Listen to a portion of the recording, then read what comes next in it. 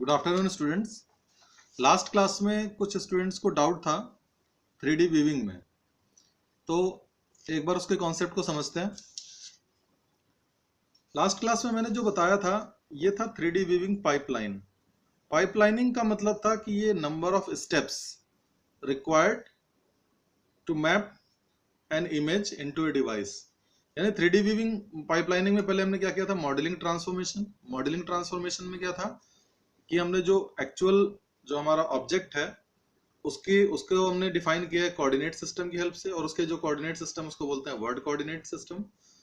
फिर इसको हमने किसी कैमरे से फोटो ले रहे होंगे तो कैमरे की जो पोजीशन होगी उसको डिफाइन करने के लिए हमने क्या लिया था, वीविंग कोऑर्डिनेट सिस्टम। यहाँ पर हमने दिखाया है वीविंग कोऑर्डिनेट सिस्टम किसको डिफाइन कर रहा है, इस कैमरे की पोजीशन को।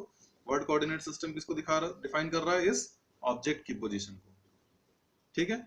अब क्योंकि ये 3D ऑब्जेक्ट है, इसकी इमेज कैमरे में बननी है, वो 2D होगी, तो हम प्रोजेक्शन ट्रांसफॉर्मेशन यूज करेंगे और फिर हमें प्रोजेक्शन कोऑर्डिनेट्स मिल जाएंगे, जैसा कि प्रोजेक्शन में हमने पढ़ा था।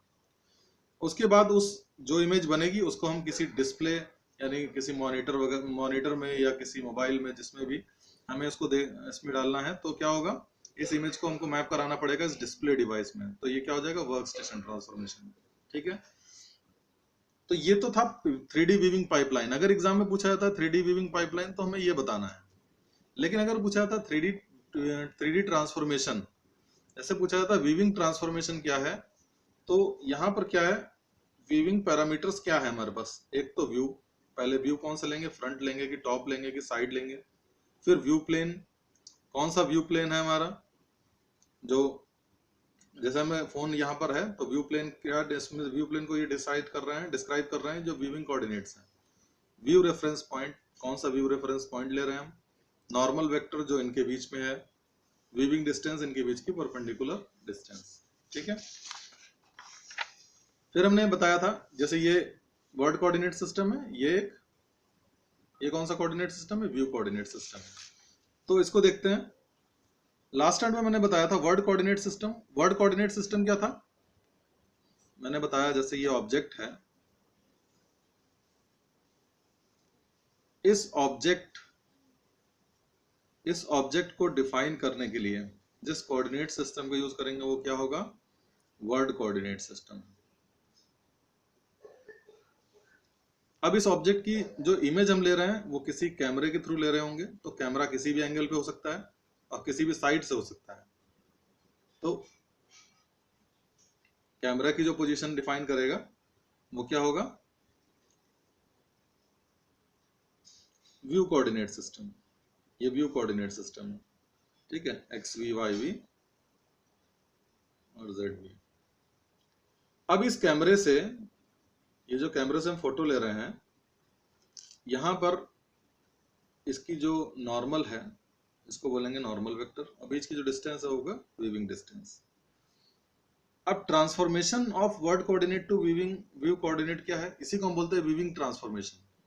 वीविंग ट्रांसफॉर्मेशन क्या है या व्यू ट्रांसफॉर्मेशन क्या है, जैसा कि हमें दिख रहा है कि वर्ड कोऑर्डिनेट सिस्टम यहां है, X W Y W and Z W, और व्यू कोऑर्डिनेट सिस्टम अगर हम देखें तो कहां है, ये है।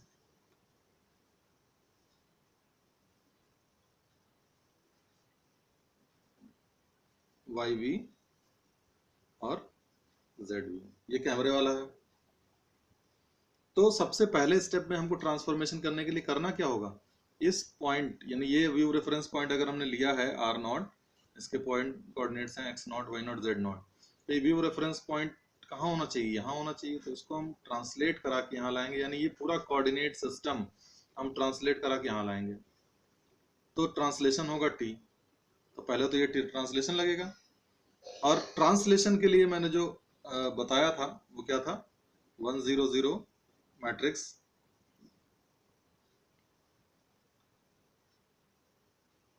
ये था।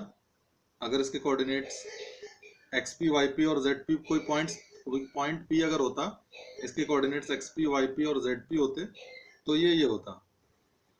लेकिन अगर इसको हम ऐसे भी लिख सकते हैं, इसके लिए कंफ्यूजन नहीं होना चाहिए।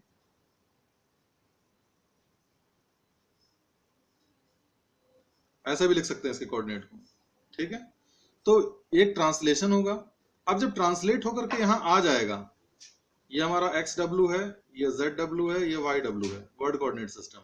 ये हमारा क्या है, एक्स वी है, वाई एक्स, ये जेड वी है और ये वाई वी है, ऐसा मान लिया।